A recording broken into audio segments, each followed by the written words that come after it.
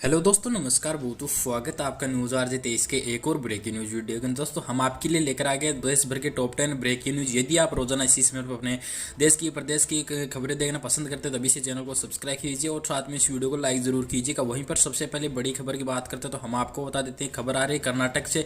कर्नाटक के एक कॉलेज में हिजाब पहनने से रोकने पर शुरू हुए विवाद थमने का नाम नहीं ले रहा है। इस मुद्दे पर देश भर में महिलाएं सड़कों पर उतर रही। कर्नाटक हाईकोर्ट ने स्कूल और कॉलेजों में फिलहाल धार्मिक पहचान वाले कपड़े, चाहे वह भगवा शॉल या स्कार्फ या फिर आदि पहनने पर अंतरिम आदेश तक जारी कर दिए हैं। वहीं पर आपको बता देते हैं कि हाईकोर्ट के इस फैसले पर सुप्रीम कोर्ट ने रोक लगाने से इनकार कर दिया है, लेकिन शुक्रवार को देश के 6 राज्यों में हिजाब पहनने के समर्थक में सड़कों पर आवाज बुलंद करती महिलाओं और अन्य संगठनों की तस्वीर भी सामने आई है। वहीं पर एक राज्य में शहर काजी ने हिजाब का समर्थन किया, वहीं पर एक और राज्य में हिजाब पहनने पर एतराज जताने का नजारा दिखाई दे रहा है। दोस्तों, वहीं पर हम अगली बड़ी खबर की बात करते हैं तो आपको बता देते हैं कि कानपुर बुंदेलखंड की 52 सीटों में से 47 सीटों पर भाजपा का कब्जा है। वहीं पर आपको बता देते हैं, गढ़ को बचाने के लिए प्रधानमंत्री नरेंद्र मोदी से लेकर यूपी के योगी आदित्यनाथ, मुख्यमंत्री भाजपा के स्टार प्रचारक अगले 7 दिनों तक डेरा डाले रहेंगे। 3 दिनों में अंतराल में प्रधानमंत्री कन्नौज और कानपुर देहात में 2 बड़ी रैलियों को संबोधित करने वाले हैं। वहीं पर इसका ऑनलाइन प्रसारण भी सभी 52 सीटों पर किया जाएगा। वहीं पर फतेहपुर में 17 से 19 जनवरी के बीच पीएम मोदी सभा कर सकते हैं। और वहीं पर दोस्तों, प्रधानमंत्री नरेंद्र मोदी समाजवादी पार्टी के गढ़ में कमल खिलाने की तैयारी कर रहे हैं। तो वही बता देते हैं आपको, बीएसपी सुप्रीमो मायावती का 2017 का विधानसभा चुनाव में कानपुर बुंदेलखंड में खाता भी नहीं खुला था। मायावती रैली के जरिए कानपुर बुंदेलखंड में सुस्त पड़ी हाथी की चाल को गति देने का काम करेंगे और प्रधानमंत्री और मायावती की इस रैली में सियासी समीकरण बदलने का काम करेंगी। वहीं पर अगली बड़ी खबर की बात करते हैं तो आपको बता देते हैं कि पिछले 24 घंटे में देश में कोरोना के 48,496 नए पॉजिटिव केस सामने। वहीं पर 1.50 लाख मरीज ठीक हुए, जबकि 657 लोगों से कोरोना संक्रमण के कारण मौत हो गई। लगातार दूसरे दिन नए केस में 9,000 से ज्यादा की गिरावट हुई और गुरुवार को संक्रमण के 58,077 नए केस सामने आए। 3 जनवरी के बाद पहली बार 50,000 से कम केस आए। संक्रमण के बाद तीसरी लहर का पीक आने के बाद पहली बार 50,000 से कम मामले सामने आए। इससे पहले 3 जनवरी को 37,379 नए मामले सामने आए थे। 20 जनवरी को पीक पर 3.47 लाख केस मिले थे।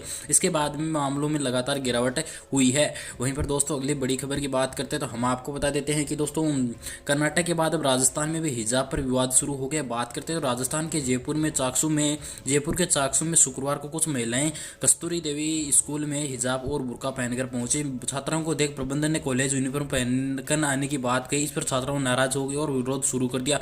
छात्राओं ने अपने परिजनों को भी कॉलेज बुला लिया।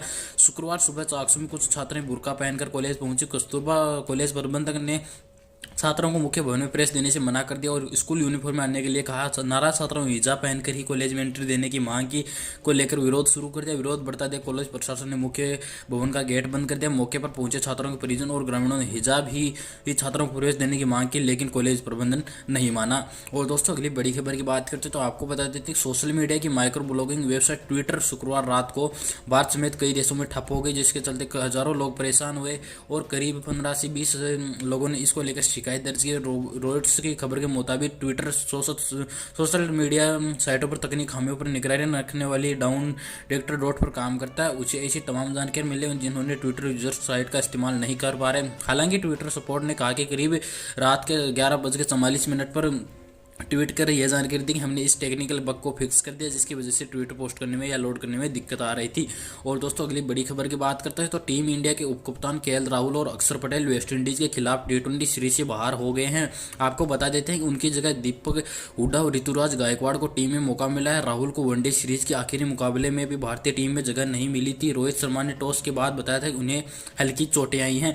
वहीं पर राहुल 9 फरवरी को दूसरे वनडे मैच में फील्डिंग के दौरान चोटिल हो गए, उनकी हेमस्ट्रिंग में खिंचाव आ गया, जबकि अक्सर हाल ही में कोरोना से ठीक हुए हैं और पहले चोट के कारण टीम से बाहर थे। ऐसे में दोनों पूरी तरह से फिट होने के लिए बेंगलुरु के राष्ट्रीय क्रिकेट अकादमी में जाएंगे। वनडे सीरीज में दीपक ने किया है डेब्यू। आपको बताते भारत और वेस्टइंडीज बीच खेली जा रही वनडे सीरीज के दौरान दीपक हुड्डा ने डेब्यू किया है।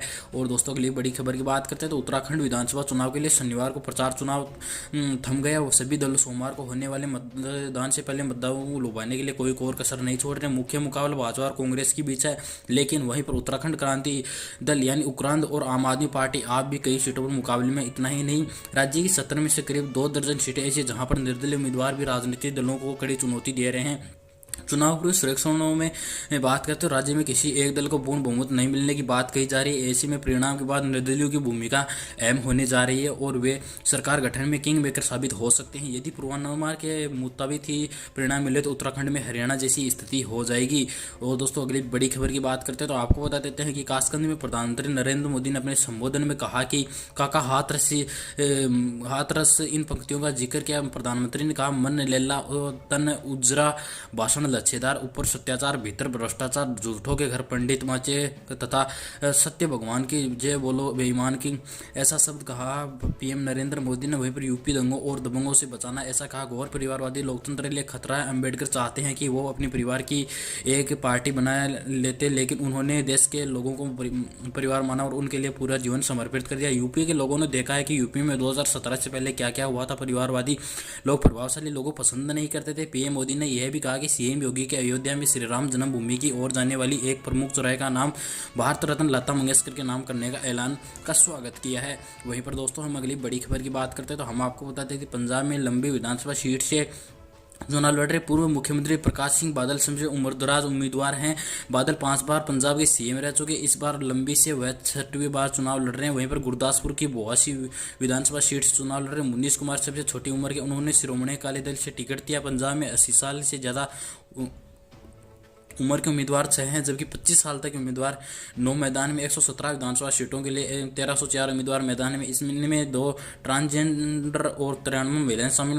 पंजाब में 20 फरवरी की सुबह 8 से शाम 6 बजे तक मतदान होगा। वोटों की गिनती 10 मार्च को होगी। वहीं पर दोस्तों अगली बड़ी खबर की बात करते हैं तो आईपीएल मेगा ऑक्शन का आगाज हो गया। इस बार 10 टीमें ऑक्शन का हिस्सा लेगी। आईपीएल गवर्निंग काउंसिल के चेयरमैन ब्रजेश पटेल ने बताया कि इस बार 2 नई टीमें गुजरात टाइटंस और लखनऊ सुपर जॉयंट्स जुड़ रही है। आईपीएल के दौरान सबसे पहली बोली शिखर धवन की लगी, जिन्हें 8 करोड़ 25 लाख में पंजाब किंग्स ने खरीदा।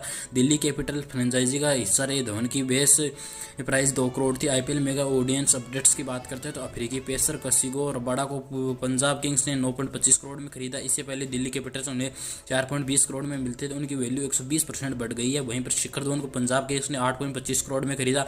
बेस प्राइस 2 करोड़ थी। आईपीएल 2021 में दिल्ली कैपिटल ने शिखर धवन की सैलरी 5.25 करोड़ थी। वहीं पर दोस्तों अगली बड़ी खबर की बात करते थे तो आपको बताते झुमका सिटी के नाम से मशहूर बरेली जिला पूरे देश में किसी पहचान का मोहताज नहीं। यहाँ की सभी 9 सीटों पर 2017 के विधानसभा चुनाव में भाजपा ने कब्जा जमाया था। वहीं पर जिसके चलते बरेली को भाजपा का गढ़ माना जाने लगा। इस बार चुनाव में भाजपा ने अपने इसी गढ़ को बचाने के लिए पूरी ताकत झोंक दी। अब यह देखना कि 14 फरवरी होने वाले मतदान के बाद भाजपा अपने इस गढ़ में कितनी सीटें बचाने में सफल होगी।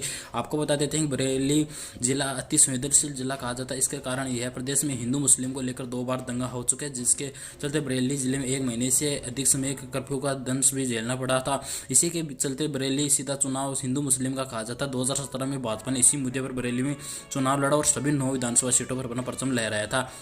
और दोस्तों वहीं पर अगली बड़ी खबर की बात करते हैं तो आपको बता देते हैं कि उत्तर प्रदेश प्रयागराज में सपा कार्यालय में नोट बांटने का एक सोशल मीडिया पर वीडियो वायरल हुआ है। इस मामला हंडिया कस्बे के लाल बाजार का बताया जा रहा है। यहाँ पर सपा के प्रत्याशी हाकिम लाल बिंद का कार्यालय गुरुवार को यहाँ पर सभा का आयोजन किया गया। इसमें लोग छत से उतरकर बाहर की ओर जा रहे थे, जिन्हें उतरते ही एक युवक नोट दे रहा था। नोट के लिए लोग हड़बड़ा कर छत से नीचे उतर रहे थे। पास में खड़ा दूसरा व्यक्ति उनको आराम से उतरने के लिए कह रहा था आराम से आ जाओ, सबको मिलेगा, जिनको रुपये मिल रहा है अंदर रखने की बात कह रहे हैं। चर्चा है कि वोटरों को लुभाने के लिए सपा कार्यालय में रुपए बांटे गए, हालांकि न्यूज एजेंसी ने इसका पुष्टि नहीं की है। दोस्तों ये थी आज की तमाम ब्रेकिंग न्यूज। आशा करते हैं आपको खबरें पसंद है तो वीडियो को लाइक कीजिए, चैनल को सब्सक्राइब कीजिए और इस वीडियो को ज़्यादा से ज़्यादा शेयर कीजिएगा। जय हिंद, वंदे मातरम।